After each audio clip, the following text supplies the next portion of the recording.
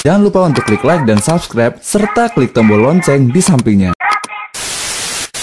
Jangan lupa untuk klik like dan subscribe, serta klik tombol lonceng di sampingnya.